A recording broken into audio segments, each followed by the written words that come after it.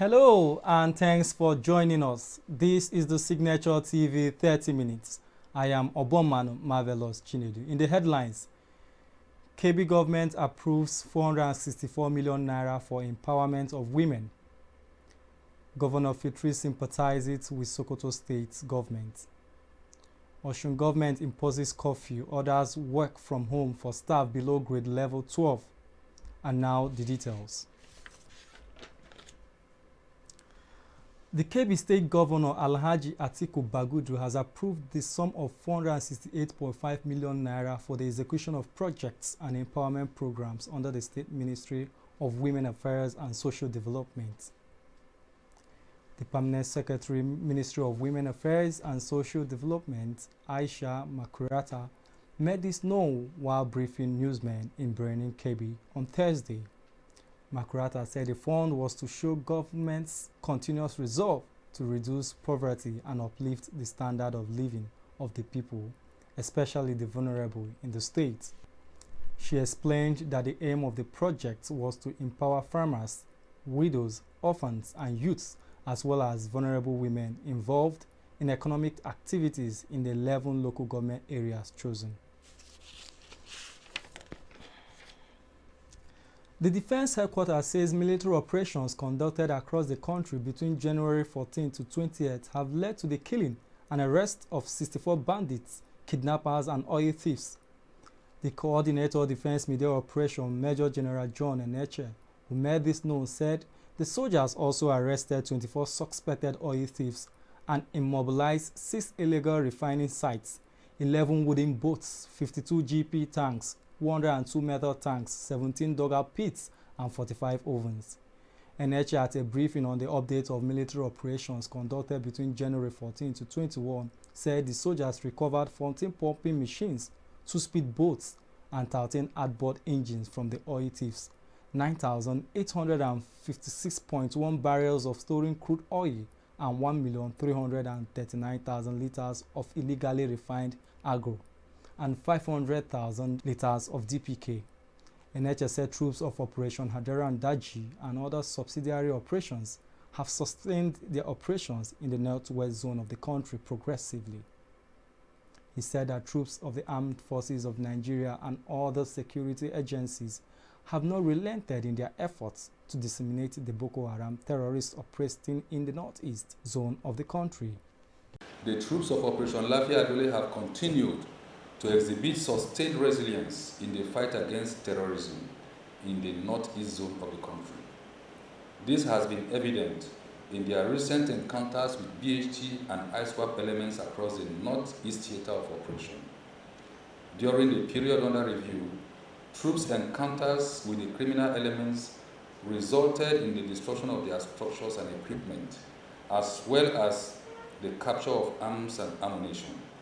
Our gallant troops also rescued some hostages with some criminal elements surrendering to them. Furthermore, 17 BHT and ISWAP criminals were killed by troops of 25 Task Force Brigade on the 7th of July 2020. In all, a total of recorded number of 92 enemies of our country were deleted in the northeast zone within the period under review. The police rounded up 26 notorious armed robbery and kidnap suspects, among who were killers of a 68-year-old girl and an immigration officer. The first public relations officer, CP Mba, who paraded the suspects in Abuja, said investigations by the police team revealed that the kidnappers demanded a huge sum as ransom from the family of the little girl before she could be released, but eventually killed her owing to the inability of the family to meet up with their demands. Efforts by the police team to rescue the little girl led to the arrest of the principal suspect, Friday Dumozu, who led the police team to a deep forest at the Babije area of Kogi State, where the remains of the little girl was recovered. Friday Dumozu also revealed to the police that he is an ex-military trainee who was declared unfit and subsequently withdrawn 5 months into training based on medical grounds. The Inspector General of Police called on the public for more cooperation and assured that the force will remain resolute to ensuring a safe and more secure country for all. The president of Ohanaeze Ndigbo, Professor George Obiozor, says many things unite the Igbo nation, but emphasis has been given to the things that divide Ndigbo. Professor Obiozor stated this at a press briefing held in Enugu on Wednesday. He promised that his administration will help to invent a well-defined common course and a common sense of direction. Professor Obiozor, who spoke issues and conditions of Ndigbo tribe in Nigeria, stated that Ndigbo have no reason to break away from Nigeria. He tasked Igbo people in the diaspora to join hands to bring about the accelerated development of Igbo.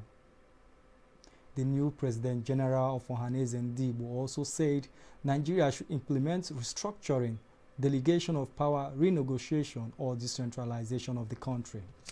SignatureTV correspondent Damilola Abudu reports. The newly elected and sworn-in president of Ohanaeze Ndigbo, Professor George Obiozor, has declared that the Igbo Nation has no reason to break away from Nigeria. Professor Obiozor stated this at his first official press briefing held in Enugu on Wednesday. Professor Obiozor, who spoke on several national issues and conditions of the Igbo in Nigeria, stated that Ndigbo has no reason to break away from Nigeria. The Igbo nation in Nigeria is not at war with Nigeria and has nothing pending before any institutional authority in Nigeria or international that demands a separate existence from Nigeria for Igbos. He also commented on the agitation by the indigenous people of Biafra, IPOB, led by Nnamdi Kanu. Nnamdi Kanu is one of us, and he must listen to some of us. Yes. The fact and reality are that the issues of Biafra are above and beyond his capacity to decide. Are you following? He must listen because he is one of us. And like him, we are all in this Biafra dilemma together. Professor Obiozor stated that many things unite the Igbo nation, but the emphasis is being given to the things that divide Ndigbo. He promised that his administration will help to invent a well-defined common cause and common sense of direction. He tasked Igbo people in the diaspora to join hands to bring about the accelerated development of Igbo. We must be reminded, as I said earlier, sense of team playing. Definitely, we are united in our grief and in our history. Ours is a righteous cause. Those who oppose us must consider their position, for unlike them, we Igbo do not seek to dominate anybody. We do not seek to control or humiliate our fellow citizens or fellow humanity. Indeed,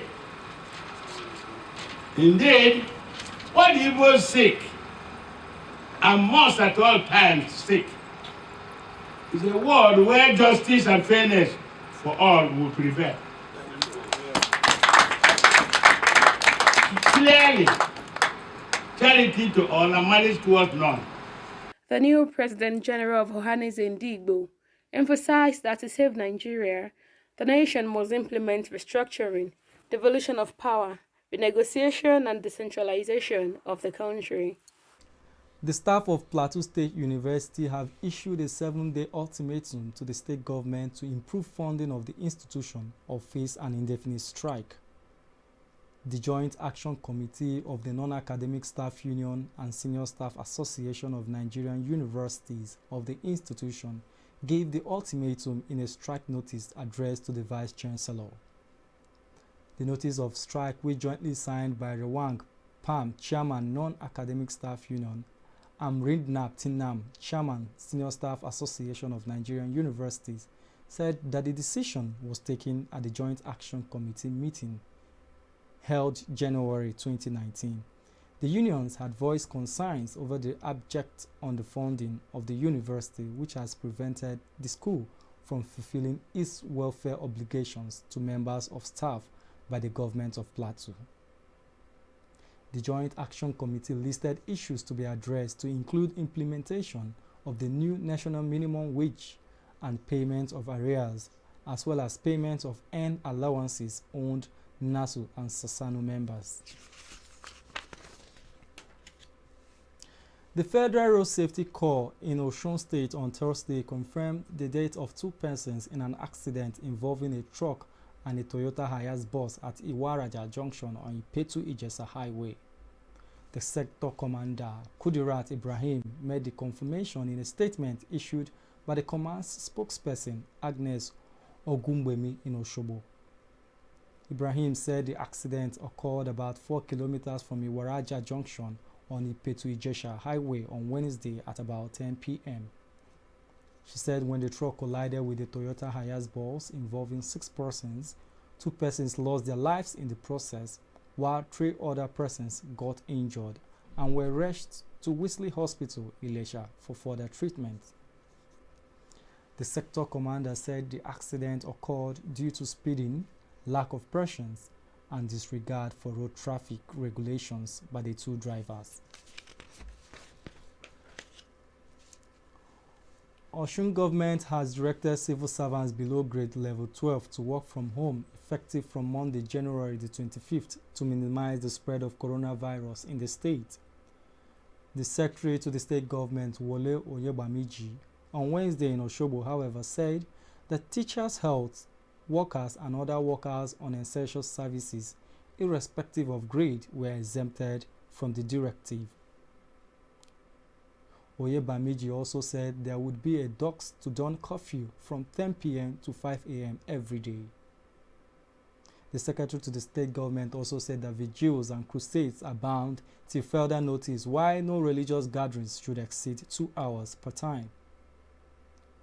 Oyebamiji said no social events should hold forthwith without the approval from the state government, while eateries, restaurants, joints, and bars should operate at 50% capacity and ensure adequate physical distancing of customers.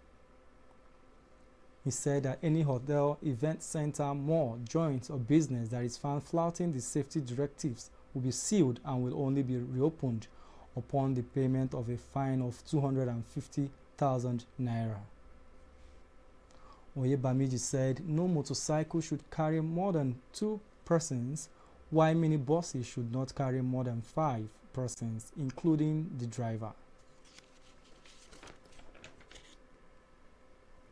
Sam Ohabonwa, a former chairman of Nigerian Economic Summit Group, says there is need for Nigerians to imbibe the culture of creativity and skill development to curb unemployment and address poverty in Nigeria.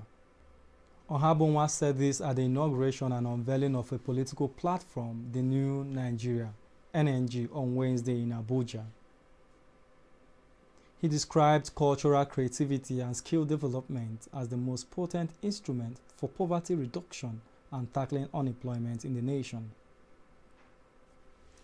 The former chairman said the group was poised to work with relevant stakeholders to raise productivity and increase the gross national productivity, with an effort to improve prosperity and drive down poverty. Ohabonwa said that he was confident that President Muhammadu Buhari would bequeath a legacy of free and fair elections in Nigeria at the end of his tenure.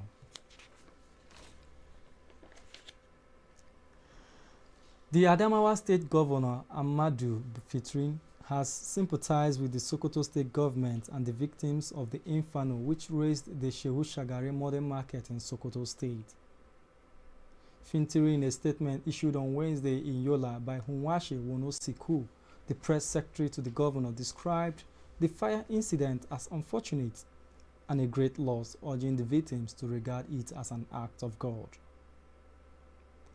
The governor, however, expressed regrets at the huge losses incurred by the traders and urged them to keep hope alive by believing that they would have a comeback.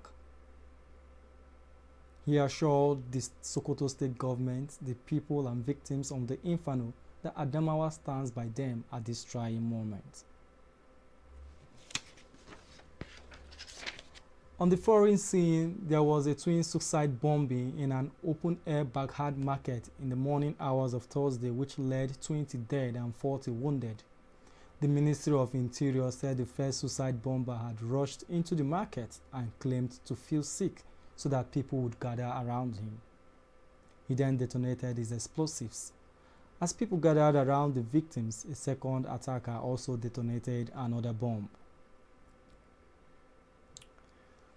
The International Olympic Committee chief Thomas Bach says Tokyo Olympics competition will be held despite the second wave of the coronavirus. The games are due to open on July 23rd with a nationwide touch relay scheduled to kick off in the late March. He said the committee are fully committed to make the games safe and successful. Tokyo organizers have produced a draft of safety measures that will allow the games to go ahead even if the pandemic is under control and without requiring vaccinations. A decision on whether foreign fans and spectators will be able to attend will be released soon. Before we end the news, a recap of the headlines. Kebbi government approves 464 million naira for empowerment of women. Governor Fintiri sympathizes with Sokoto State government. Osun government imposes curfew, others work from home for staff below grade level 12. The second wave of COVID-19 is projected to go up at this time of the year. Please do well to stay safe, maintain physical and social distance, and wear your face masks whilst going about your daily activities. That's the Signature TV 30 minutes. On behalf of my producer, Damilola Abudu, I am Oboman Marvelous Chinedu. Thanks for watching.